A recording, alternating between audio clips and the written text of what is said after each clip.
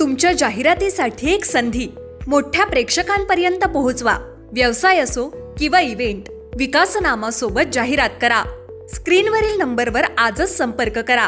विकासनामा, तुमचा आवाज, तुमची जाहिरात. तसंच विकासनामाला सबस्क्राईब करा आणि अपडेटेड रहा. नमस्कार, मी विकास मिरगणे. विकासनामा डिजिटल प्लॅटफॉर्ममध्ये आपलं सर्वांचं चर्चा करतोय. खरं तर राज्याच्या राजकारणासंदर्भामध्ये खरं तर राष्ट्रीय काँग्रेसचे प्रदेशाध्यक्ष असलेले सुनील तटकरेंवर आपण बोलूया, बोलण्याचा प्रयत्न करूया. मूळ मुद्दा असा आहे की काल बॅनरवर तटकरेंनी काही लोकांचे फोटो नाही आहेत अशा प्रकारचा प्रचार सुरू झाला. तो नकळत कदाचित कार्यकर्त्यांनी सध्याच्या राजकीय परिस्थितीमुळे कदाचित सुनीत्रा पवार, अजित पवारांचा फोटो काढला असेल कदाचित.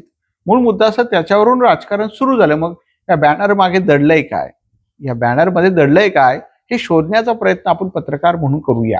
मूळ मुद्दा असा आहे की मग सुनील तटकरे भाजपात जातील का, भाजपावासी होतील का, या अनुषंगाने आपण बोलतोय. मूळ मुद्दा आहे की सध्या तरी सुनील तटकरे भाजपात जातील असं वाटत नाही सध्या तरी. मग त्यासाठी 2029ची वाट पाहावी लागेल. 28 साधारणपणे 27 लेटेस्ट किंवा लगेच निर्णय घेतील, लगेच भाजपात जातील असं काही होणार नाही. कारण शेवटी सुनील तटकरे काँग्रेस नंतर राष्ट्रवादी अशा 2 पक्ष केलेले नेते आहेत आणि अशा विचारधारा एका माणसामध्ये असते आणि सहजासहजी विचारधारा दुसऱ्या एखाद्या पक्षासाठी हिंदुत्वाच्या अजेंडा असणाऱ्या पक्षाकडे जाताना माणसाला केव्हाही कठीण असतं. आजकाल मात्र पक्षांतर हे सत्तेसाठी होत असलं तरी पण शेवटी विचारामध्ये, डोक्यामध्ये ती भूमिका महत्वाची राहते. मूळ मुद्दा असा आहे, सध्या सुनील तटकरे अडचणीत सापडलेले आहेत. जे अजित पवारांकडे जे वलय होतं ते आता कमी होताना दिसून येत आहे. त्यांना कचाटीत जे सापडलेले आहेत, म्हणजे सगळ्या या विमान दुर्घटनेमध्ये सगळा रोष जो आहे शरद पवार गटाचा तो तटकरेंवर आहे, प्रफुल्ल पटलांवर आहे. आणि आता सुनीता वहिनींनी पण दिलेलं पत्र जे आहेत, सुनीता पवार यांनी जे निवडणूक आयोगाला, हे मी जोपर्यंत अध्यक्ष या सगळ्या अनुषंगाने पत्रव्यवहार केलेला आहे, तोही महत्वाचा मुद्दा आहे.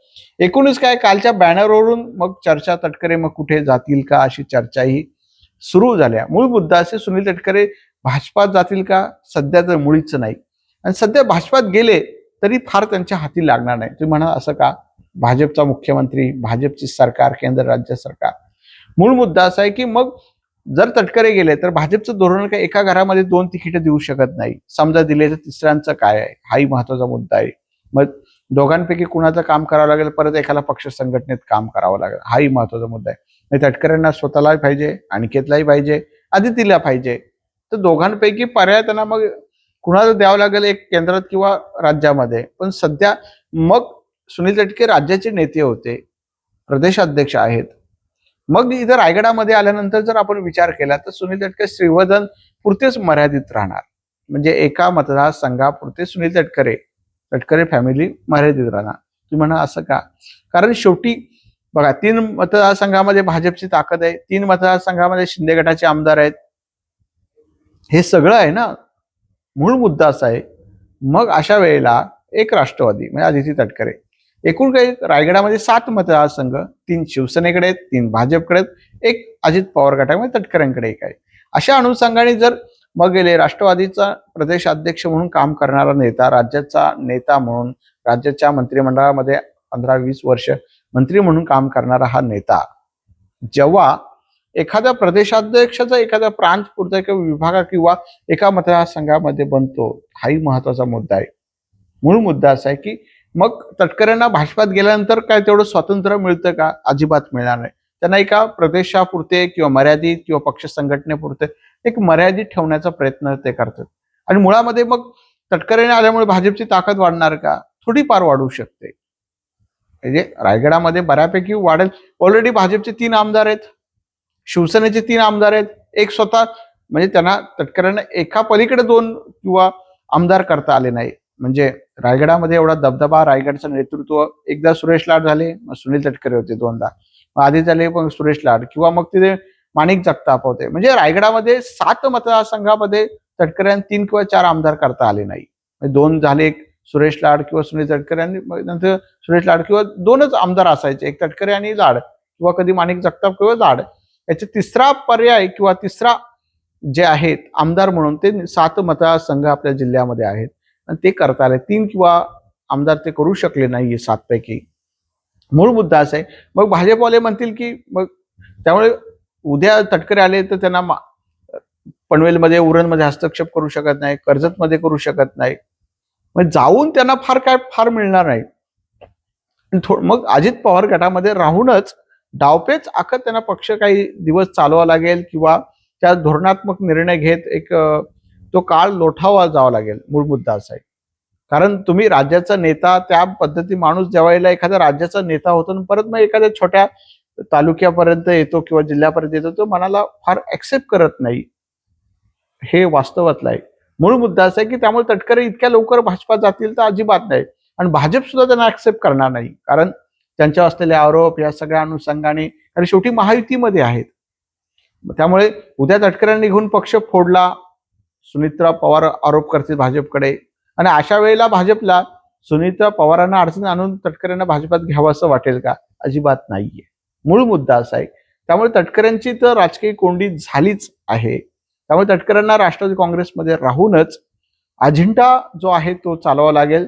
सुनीता पवार ज्या म्हणतील त्या भूमिकेवर चालणं, राजकारण करणं आणि पक्षाचं प्रदेशाध्यक्ष जे आहे ते सांभाळणं, सध्या तरी तेवढंच त्यांच्याकडे काम राहू शकतो. पण भाजपात ते जाऊ शकणार नाही. भाजपा त्यांना घेऊ शकत नाही. तसा विचारही ते सध्या करू शकत नाही. हे तितकंच खरं आहे. कारण भाजपची पॉलिसी त्यांना जवळून माहिती आहे. शेवटी भाजपामध्ये विचारधारेचा प्रश्न असतो आणि भाजपामध्ये बॉस अनेक असतात. भाजपमध्ये केंद्र सरकार आहे, राज्य सरकार आहे, कार्यकारिणी बैठक असतात, प्रदेशाध्यक्ष असतो. हे सगळं अजेंडा आहे. राष्ट्रवादी काँग्रेसमध्ये कसं आहे, शरद पवार प्रदेशाध्यक्ष, 2 बॉस, किंवा इकडे अजित पवार होते प्रदेश, 2 बॉस, बाकीचे कोण नाहीये. त्यामुळे आणि इथे राज्याच्या बॉसमध्ये ते स्वतः आहेत. त्यामुळे तिसरा कोण नाही. तर भाजपामध्ये एखादा निर्णय घ्यायचा असेल, कोर कमिटीची बैठक होते, त्या कोर कमिटी बैठकीतून मग तो राज्याचा निर्णय तो केंद्र सरकारकडे किंवा पक्ष नेतृत्वाकडे किंवा एखाद्या भूमिकेबाबत अमित शहा, मोदी, संघ ह्या सगळ्या गोष्टी पार करत तो निर्णय एक्सेप्ट होतो. झटपट कुठला भाजपात निर्णय होत नाहीये. म्हणजे ज्या पद्धतीने, कारण सगळे तज्ज्ञ असतात, विचारसरणी असतात, सगळे लोकांना विचारून हे सगळ्या गोष्टी होत राहत असतात. त्यामुळे तटकऱ्यांनाही माहिती आहे, तटकरे दिल्लीमध्ये खासदार आहेत. त्यामुळे दिल्लीमध्ये भाजपची पॉलिसी काय आहे आणि भाजपा काय करू शकतो हे त्यांना माहिती आहे. त्यामुळे इतक्या लवकर ते निर्णय जाण्याचा घेऊ शकत नाही.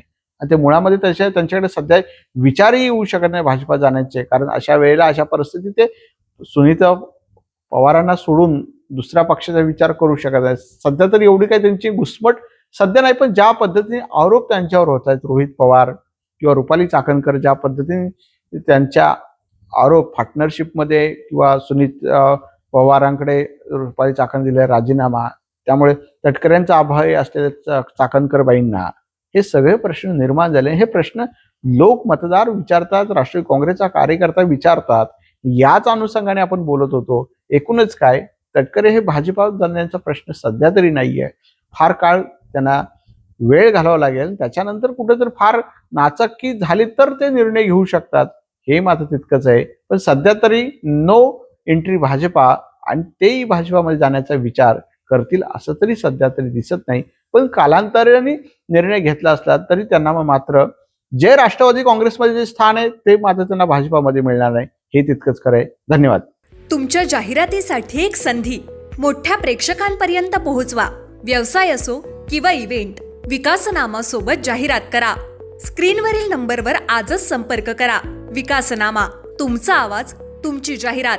तसंच विकासनामाला सबस्क्राईब करा आणि अपडेटेड रहा.